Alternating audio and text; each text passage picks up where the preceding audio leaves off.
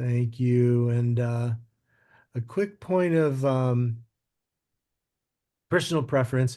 I think it'd be easier for me to have the questions saved to the end. We'll definitely have time to have those questions, but definitely just so I can sort of keep on track. And if you wanted to put some of the questions in the chat, and we can then move through them as well. But I think there will be time for Q&A and for comments and for genuine dialogue. It's a relatively comfortable sized group, and so it should work out very well.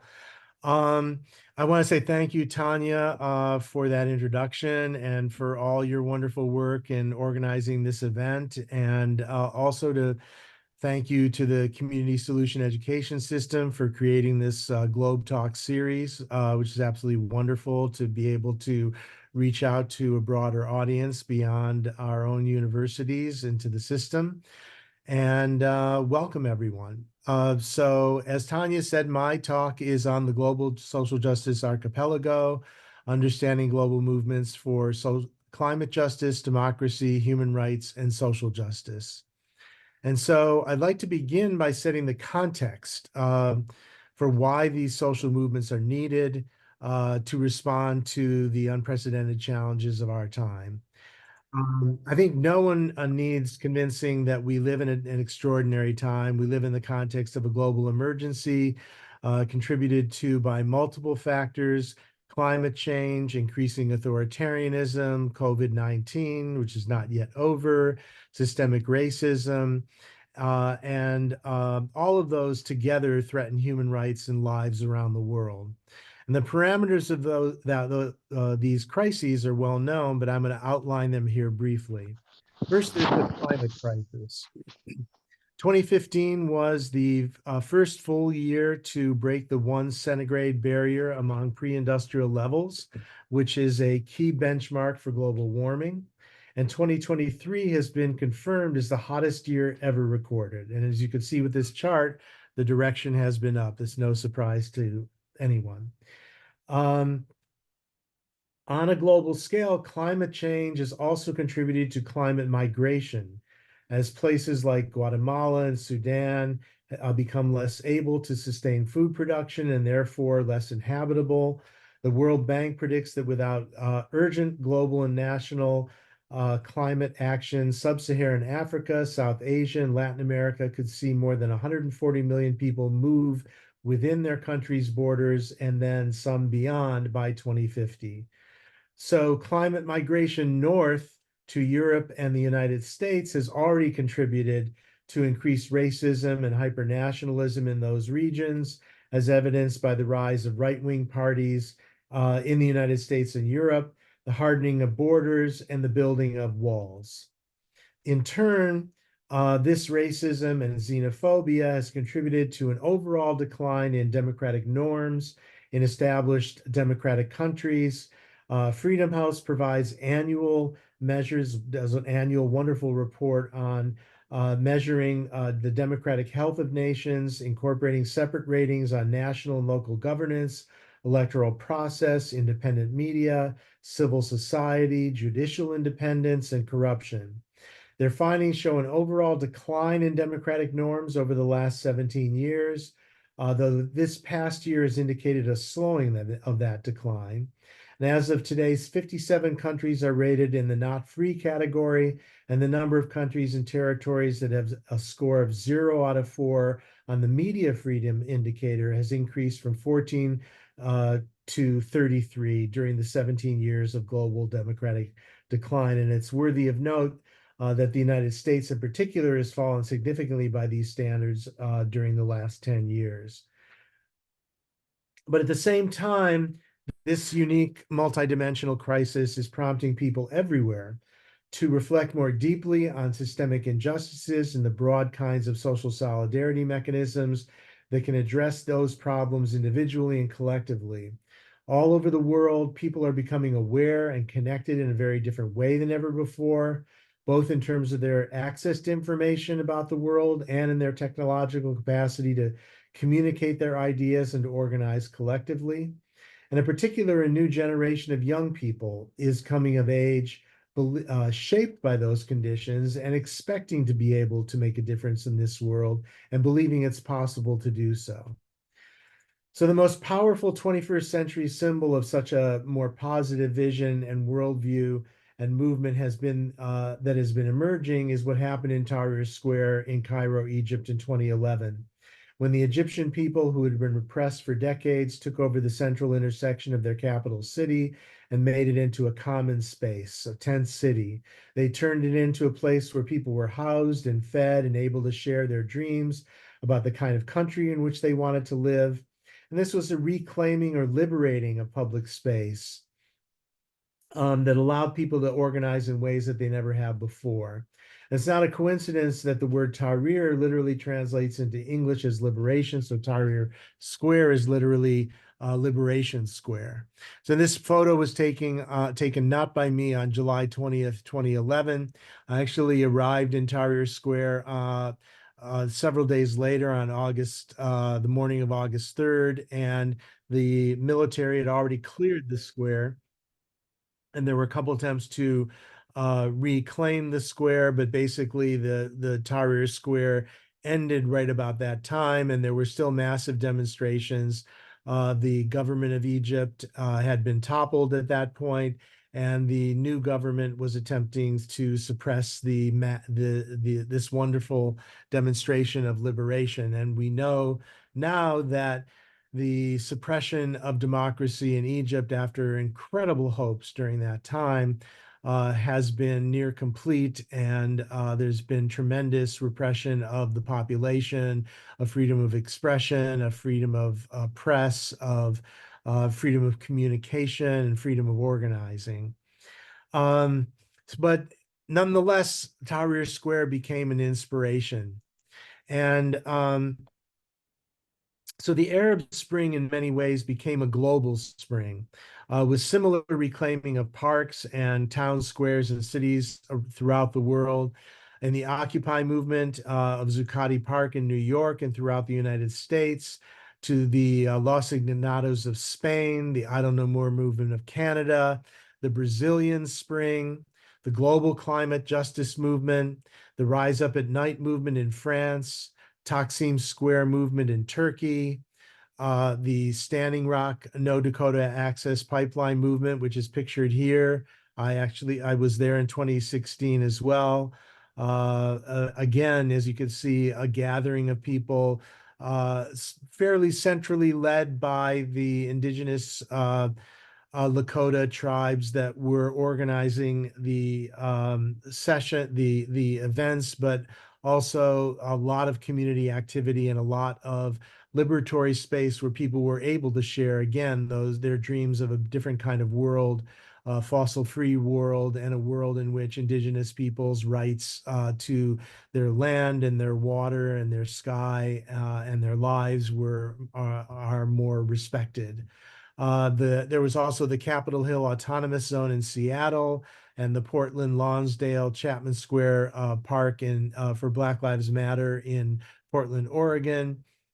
And this began this archipelago again of liberated spaces. There was the demonstrations based on the arrest of Masa Amini in Iran, and what we would call women, life, freedom protests, which are continued to this day.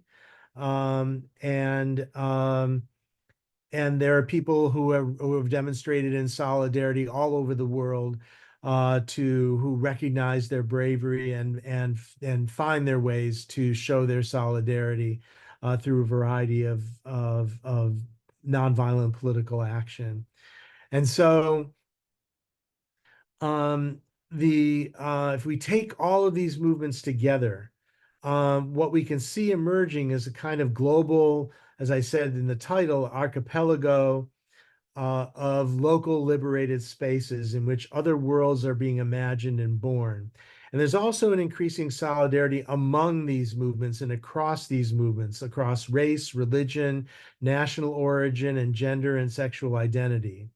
Um, There's a what could be said to be a globalization from below. Patricia Hill Collins and Surma Burge wrote in their seminal book on intersectionality that's pictured here that there are transnational themes that are increasingly emergent in seemingly local contemporary social movements across a variety of issues in various parts of the world. And as they wrote, globalization from below refers to a transnational political imaginary. I think that's a wonderful phrase, a transnational political imaginary, a way of imagining an alternative futures, multiple alternative futures, a way of imagining political action that goes beyond local face-to-face organizing and beyond national politics to encompass a broader transnational focus.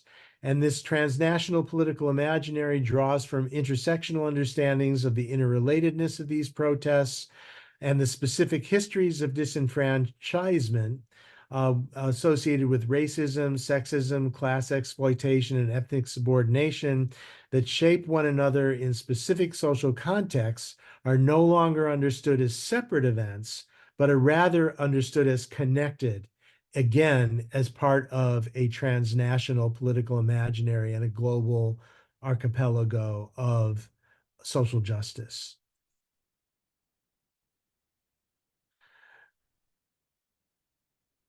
So this solidarity across movements for racial and social justice, peace, ecological sustainability, LGBTQ rights, human rights more broadly, democracy, has been growing and developing across decades and centuries, and has manifested itself in large and small ways historically.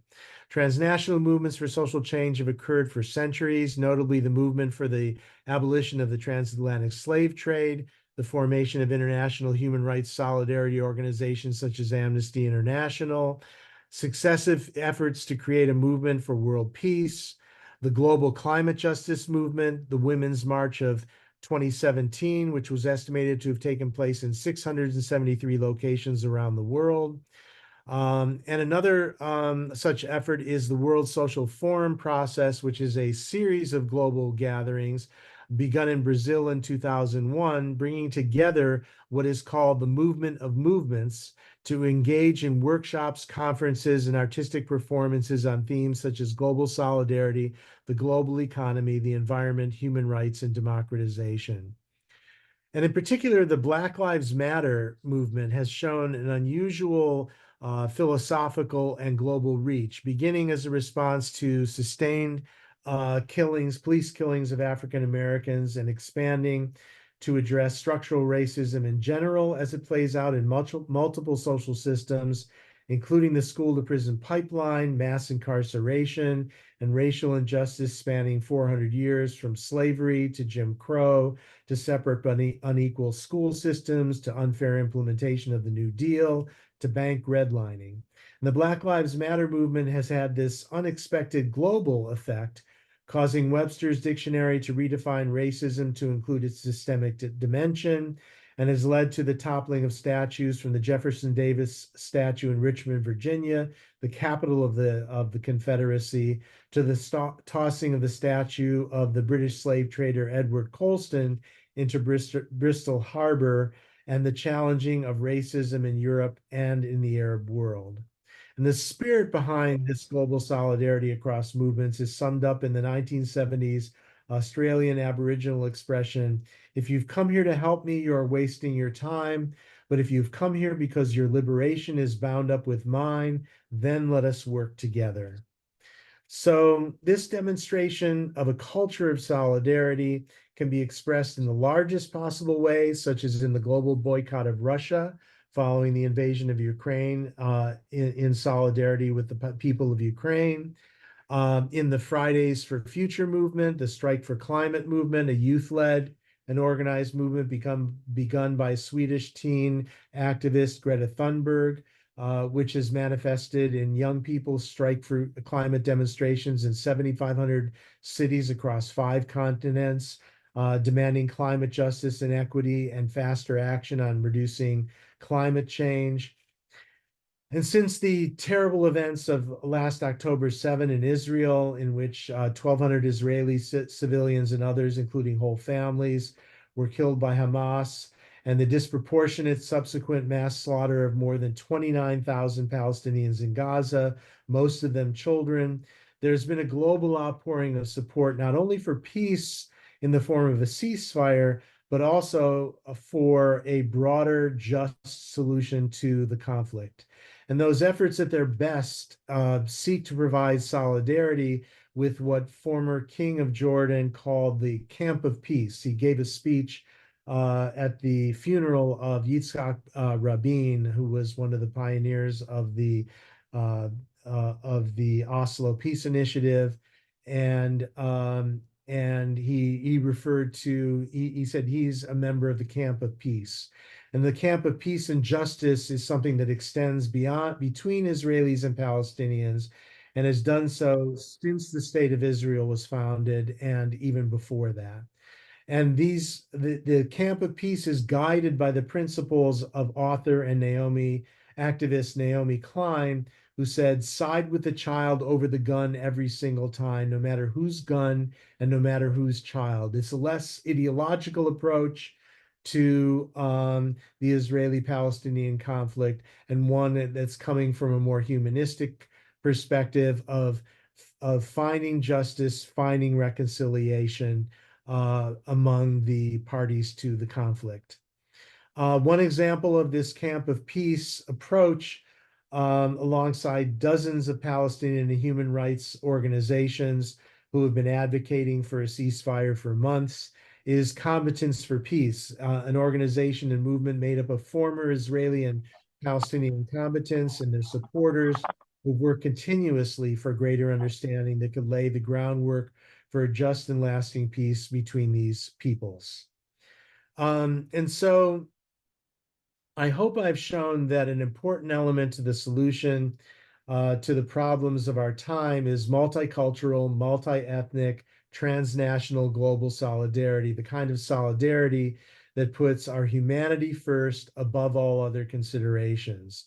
And if we look around the world, it's increasingly apparent that there is a significant portion of our global human society that is captured or profoundly influenced by the unleashing of forces of division, hatred, racism, xenophobia, and ultranationalism. And they're susceptible to the crudest form of propaganda, and at the same time liberated from the norms of civility and willing to act on their worst impulses. And I characterize this phenomenon as kind of an eruption from below. So the question then is, how do we who want to be in solidarity with a world of increasing, toward a world of increasing democracy, human rights, compassion, social justice, and genuine freedom of liberation, how do we respond to that eruption from below? And so first, I don't think that the facts and reason and policy solutions alone are going to be sufficient to reverse that eruption from below civilizational threat. I think there's something much more profound that's needed. The Persian poet Rumi wrote, "There's a secret medicine given only to those who hurt so hard they cannot hope." And a lot of people have lost hope in this period, and that, of course, is the worst thing to do. When Alexei Navalny gave his statement intended for publication after he died, he said, don't lose hope. This is the time. If they've killed me, that means that we are more powerful than we've even imagined. And so we need to dig deeper and find that medicine that Rumi spoke of.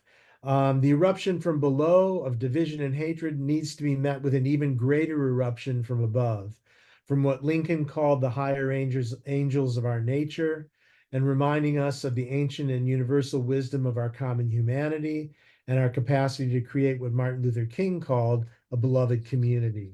And the only thing that can truly shift the eruption from below is a truly better and transformative vision of a truly global society. And that means a vision of a better world, so much better than the one we currently see that it compels people to be inspired to act to achieve it. And I believe that vision involves the kind of global solidarity that I've been outlining today. And I'll give you one example of how that extremely idealistic vision can become a reality. Last Saturday, a group of neo-Nazis bearing swastika flags marched through a section of downtown Nashville, Tennessee. And it caused panic and disruption throughout the state and throughout the country. But on Monday, another group gathered in that same section of Nashville.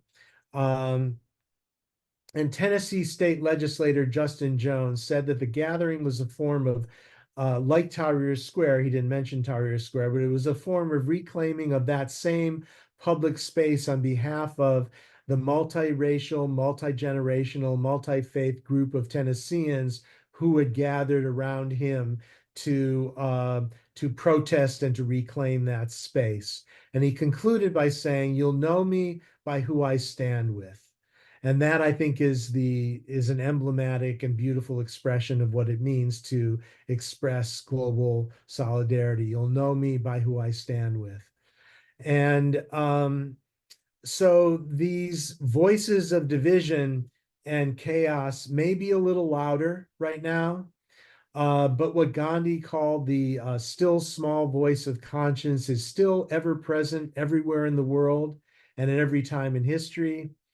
And global multicultural solidarity can be found in all those people all over the United States who, in their signs, in their windows, in stores and lawns, make a very quiet stand for their common humanity and for our common humanity and their solidarity with their fellow human beings by saying, "In this house, we believe love is love, Black Lives Matter, water is life, women's rights are human rights, science is real, and no human being is illegal." And these photos, by the way, are all photos that I've taken from Washington, D.C., Minneapolis, Cleveland, Ohio, and San Francisco. And so just sort of scattered at random in cities around the country. So these manifestations of global solidarity, from the largest public demonstrations to the smallest symbolic gestures, are, I believe, the most effective response to the culture of denial and authoritarianism that is so present in our time. Authoritarianism at its core is rooted in divisiveness, blame of the other, an appeal to the worst impulses of humanity, and the belief that those worst impulses are the only way out of the multiple global crises we face. And so a culture of solidarity, global solidarity, by its very existence, provides an alternative path to resolving those crises based on the recognition of our common humanity and the courage to take action toward building another possible world or other possible worlds that embodies that common humanity. And that is my presentation. And so we have plenty of time for comments, questions. I want to encourage you to, maybe if there was something that came out of what was just said that struck you in a particular way, to maybe put that in the chat, and maybe we can read those at the end of the presentation. But if there are comments and questions, things that are coming up from this presentation that anybody would want to talk about now, I encourage anyone, please come on camera. And in the spirit of our program in Transformative Social Change, we welcome, we think of this as a beloved community space where we're not necessarily trying to challenge each other's viewpoints, but we're trying to learn together and to grow together in our understanding of the world and how to change it for better. Maybe I'll give a pause for 30 seconds for people to reflect, and then we can begin and see where people are, what people are thinking.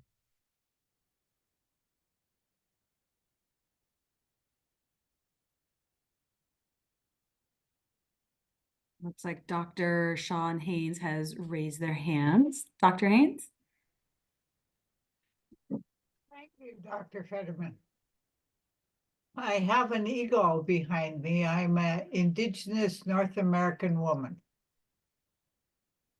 There's a phrase I'd like to share. Because our eagle doesn't always sit still, it'll fly across the border anyway. When a person sees an eagle and they're not native to the land, historically with DNA and so on, it's a sign of depth. Depth is health. If our dialogue isn't deep enough, what are we validating? I found that during COVID, because I'm with the Global Clinical Practice Network of the WHO. This eagle is right by my garage. We must need an eagle. We need an eagle to remind us that depth is health while we're in a pandemic. Depth is health while we're in diplomacy. But when a non-native person sees depth and health in an eagle above them, what do they say? Does a native person have to speak? So I say to Dr. Federman, sometimes the eagle over my garage simply means we must be doing something right. What is it? Thank you. Beautiful. Thank you. Nothing to add. I remember there was an indigenous speaker, I'll just say, of Native American speaker, maybe Joy Meeker would remember the name, was the keynote speaker to Peace and Justice Just Studies Conference a couple years ago, who talked about the eagle and the eagle could see beyond borders. That was one of the characteristics of the eagle, had the sight to see through borders and beyond borders. And I think that's, again, thank you, Dr. Haynes, for joining. It's wonderful to see you. It's been a while, and wonderful to meet the eagle.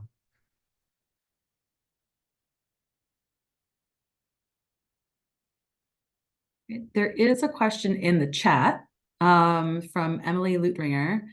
Do you see connections between increasing authoritarianism, alt-right movements, and increases in climate change? How do they influence each other? I think a shorter answer is yes. I think that there is a connection between this generated, and I really think it is a social media generated culture of denial, a denial of climate change, a denial of democracy, a denial of the legitimacy of elections, a denial of vaccine efficacy, a denial of science, and then another kind of denial of the rights of people, the rights of all sorts of groups of people trying to come across the border to flee terribly repressive situations, multiple borders across the world, the denial of the rights of people just to live on the land, and the land being the earth as a whole. And I think that I think that it's essentially obviously the climate change, there was a sustained lobbying effort and sustained entities that did advertising paid for by the fossil fuel industries that created studies and created propaganda that slowed the recognition of climate change. We've recognized climate change for more than 50 years as a serious phenomenon, and yet still much of the country and world, particularly in the United States, does not recognize climate change as a real phenomenon, despite the fact that climate change has now entered into a new phase over the last several years where it is just so glaringly obviously occurring that it becomes even harder to deny. So there's been different phases of the anti-climate justice or climate change recognition movement, but I think that in particular there's an effort made by various groups of people to delegitimize delegitimize media and more prominent social institutions, to delegitimize academia, to delegitimize mass media, to delegitimize science in general, to delegitimize government, delegitimize democracy, science. And those are all one of a piece, because you see the same people delegitimizing all of those things. And so I think the pushback is a kind of sanity and a kind of recognition, and a kind of defense, really, of discourse, a defense of science, a defense of facts, a defense of reality. Um, and uh, and so, again, short answer, yes. Any other questions? Shannon. Hello. Thanks for the talk, Joel. That was great. I mean, Dr. Federman, sorry. I know Joel, so I call him Joel. I love the Rumi quote, but I feel like there's only half a quote, but I guess that's sort of the genius of Rumi. I wanted to know what the medicine is that we give to the people that can't hope. And obviously, I know no one here has a definitive answer, but I was just curious if we could talk about that a lot, because I know, like, I think it sort of happened with the turning of the year. A lot of people I know have been texting each other and being like, oh my God. And I feel like we've all, as a world and a nation, all gone through so much together that people have sort of lost the energy to hope. What suggestions do you have for waking that back up and helping to wake up our fellow Americans to defend those democracy markers you mentioned are going away so quickly? Thank you. Thank you for that question. I think I'd love to hear from maybe Sean or any other Indigenous people in this conversation who have ideas about that kind of medicine. One of the things that a story to tell, during COVID, I would try to, during the worst of COVID, when we were really in quarantine, I would take late night walks, and I'm in San Francisco, and I would walk up toward the area which is called Haight-Ashbury, which is where the Summer of Love in 1967 happened, and the whole hippie movement started, and kind of brought that peace and love and understanding culture to light, and that sort of characterized the late 1960s and early 70s. And I would, walk, and I would often walk very late at night, and it'd be like 2 in the morning, and I would walk up to that corner of Haight-Ashbury, and very often I would see, whether it be unhoused people or people gathered, sitting around, playing guitar, singing music. And this is like some 60 years later. And I was thinking, there must have been some medicine that occurred, some eruption from below. That's why I use that expression. It's really what I would call an archetypal kind of thing that we need, that brings forth. There was an eruption that was so powerful in that space that 60 years later, people are still gathering in that space to create art and culture.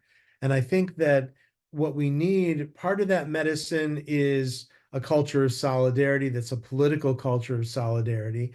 And part of that medicine is in art and culture, and the way that people, the songs that people sing, the kind of songs of hope, the songs that affirm our common humanity, the poetry, the cultural collaborations.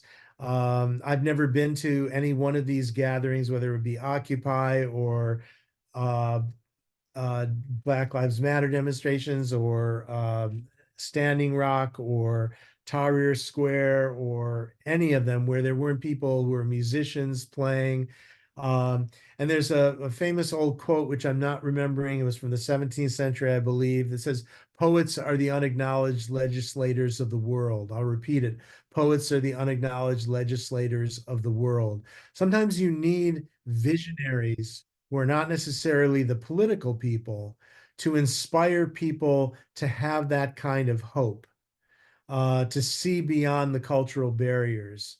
And I'm reminded of the wonderful gathering of this year's Grammys where Tracy Chapman, and I think it was, I'm forgetting his name, the country singer who sang her uh, I've Got a Car song. They came together and sang a duet, and it was basically a duet of two very different cultures of queer, Black, uh, performer who created that song, and country people who didn't necessarily even know that that song came from a queer Black performer, came together on the stage with mutual admiration. And that was a kind of cultural solidarity that brought these two different cultures, which seemed to represent red state and blue state culture, in a way. And so I think we need that kind of inspiration. And I think that's that kind of medicine also, is a kind of cultural medicine.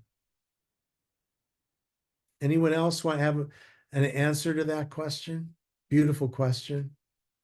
That was a really cool moment too, and seeing Joan Baez. But yeah, I was like, when they were singing together, I thought it was really cool. Thank you. Leslie Purcell? Hi. I just wanted to say, following on that lines, there's a jazz club in town where I am now in Ventura, California, and it is amazing to see these, and it's mostly guys, but some women play together, and mostly they haven't rehearsed, and they manage to kind of improvise and meld together and then take solos and then come back together and have a space and then play more. And wow, they all seem to be able to end at the same time.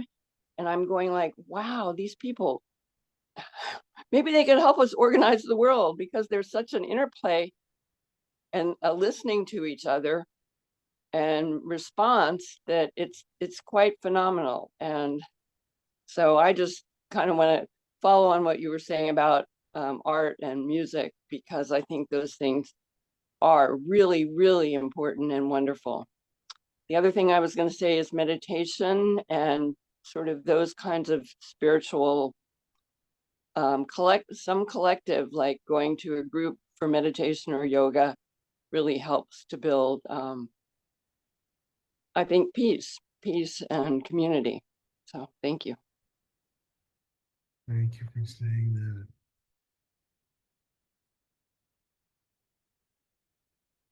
Beautiful example. Any other thoughts or comments or questions? Yeah, I have a question. I'm not sure if I'll be able to articulate it well, but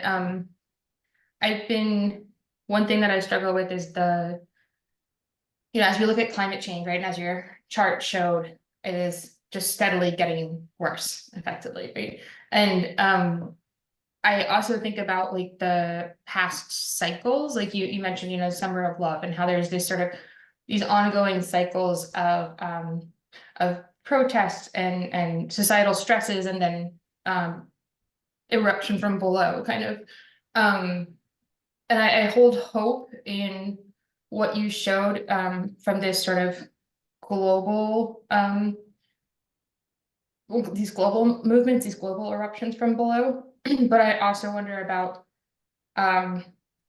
with like increasingly worse climate situation and trying to reconcile that with like cycles of societal movements, like people talk about pendulum swing from like conservative to progressive values in society over, you know, decades or over the centuries. And I was wondering if you could speak to any like cyclical nature versus like the progression. And I keep thinking to myself, and this, I know that this is like a capitalist value of like progress, like, but what progress are we making? Are we still coming back to like the same problems that we had 50, 60 years ago? Or are we making progress? And do we need to make progress or just continue to hold each other, hold each other's humanity? So I don't know if you can speak to that. Thanks. It's a huge question. I think that there are certainly cycles of optimism and pessimism. I like, you know, and you can sort of see them, and the pendulum swings. That was Ruth Bader Ginsburg said that that one of the symbols of American democracy was the pendulum, that things swang, you know, from the right to the left and back. And when they got up a little too far in one direction, people thought it was too extreme and they would bring it back.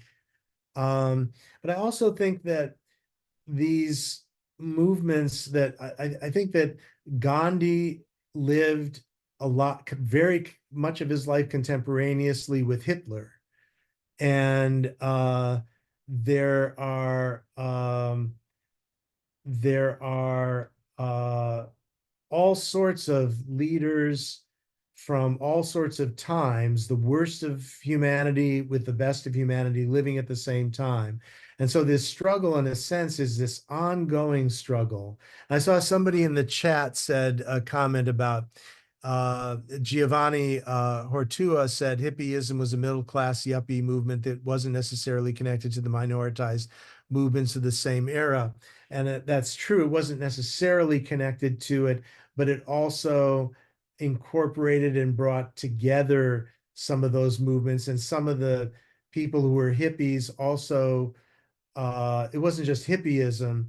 The civil rights movement in the United States created a model of nonviolent social change and of social action that really generated and created space for the feminist movement to emerge, for LGBTQ movements to emerge.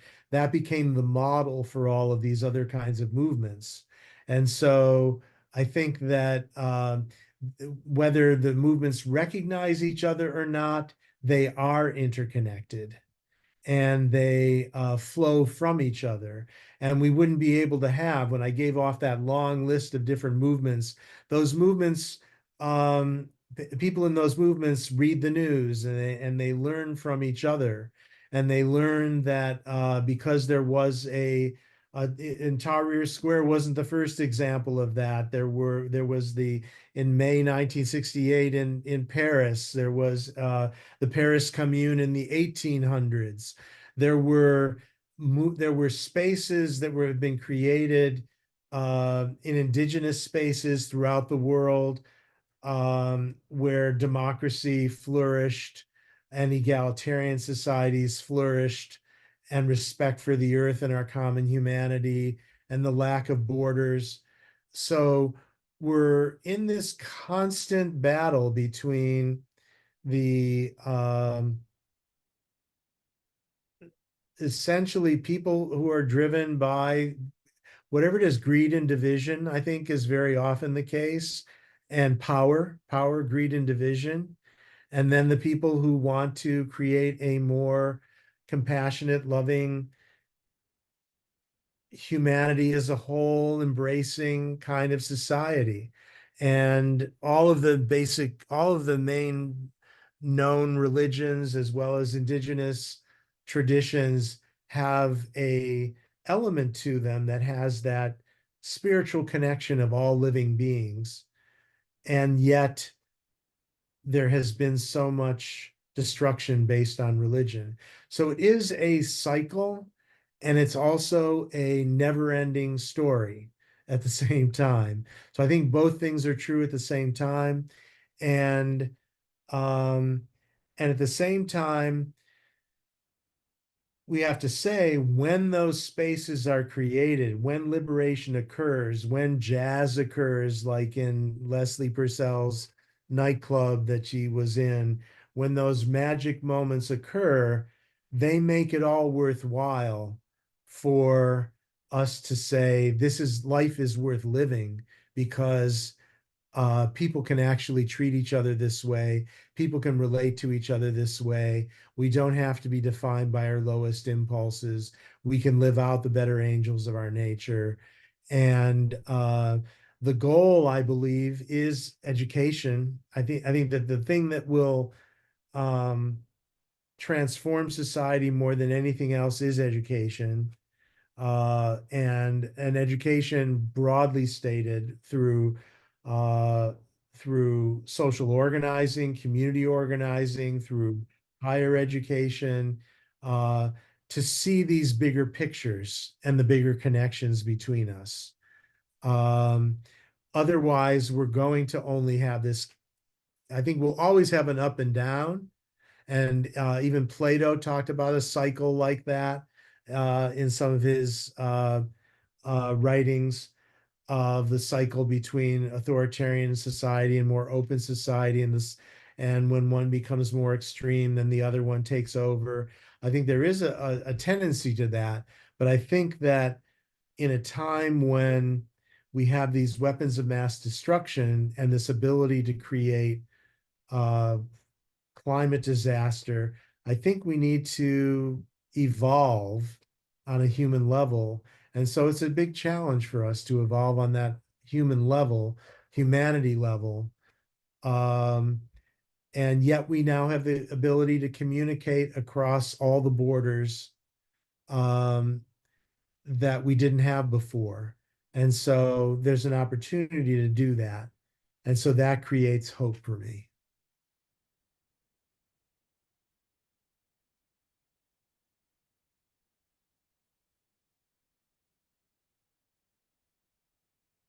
Any last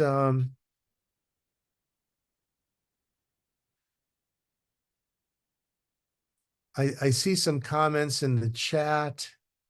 I think Joy Meeker would like to speak, Dr. Federman. Joy, please. Well, thank you, Joel, for such a catalytic talk. If education is what's going to really be core to what can really move us, you've offered so much food for thought for us today. So I'm really appreciative. And you just were speaking about hope, right? That there's definitely going to be these cycles that are unpredictable. And yet, I wonder if you could speak for a moment about the role of critical hope in relationship to these fostering these eruptions from below and global solidarity with one another. And maybe say a little bit more about how you're defining critical hope.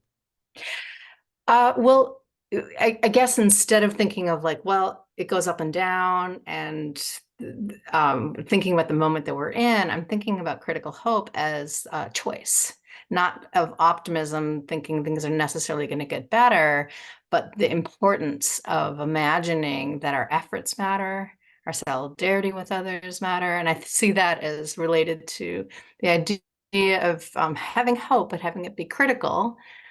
So that we keep our analysis of what the best kinds of interventions we might make in this world together might be. Yeah, I think thank you for that. I think it doesn't really matter whether we are I think there's hope is very different, as said before, from in other contexts than optimism. Optimism is a belief that things will get better and that there will be this track that will linearly go up. Hope is something that is what we have because we recognize that humanity has this potential to be better. And if we have that potential, then we have as human beings the obligation to try to realize that in the time that we're alive. And so it's more of an obligation. There's the famous Talmudic saying, our job is not to necessarily to finish the work, but our job is to begin it and to engage in it. that there's never a time. I think that there was a lot of, there's been a lot of despair in the last 5, 6 months over Israel-Palestine, over what happened with Navalny being killed. I just remember just a quote of someone who just said that if we don't have um, we don't have even if what we do is actually the Secretary General of Amnesty International who said in response to Navalny's death, there may not be much space in Russia, for example, right now for creating change because every piece of change is being repressed. But that doesn't mean that we don't have the obligation to do something somewhere and to take some action that will nurture that hope. Sometimes that's done in a private space. Sometimes that magic can be created in a private space and then replicated. And that's a way of building up our hope muscle for when we're able then to go back out into the world and find those special spaces that are created by people who are really idealistically and very often young people trying to create a better world.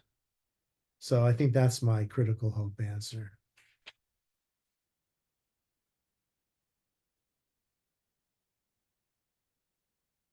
And I'm looking in the chat just to see if Sean Haynes said peaceful coexistence is complex and ancient. That it's not shallow, empathy, sympathy, compassion, inclusivity, diversity, wisdom, comprehending depth of care.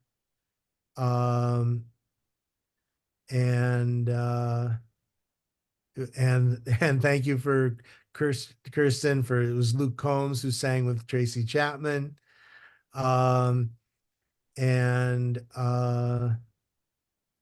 And Shannon just wanted to highlight the notion that we belong here and we will defend each other. Who said, what an awesome quote from Justin Jones in Tennessee. And so thank you all for coming. And I really appreciate the opportunity again to be with you and to have a little dialogue and to think some of these things through together because none of us have all the answers. It really has to be a collective. And I really just want to thank you again, Dr. Federman. This was absolutely incredible. Thank you so much for your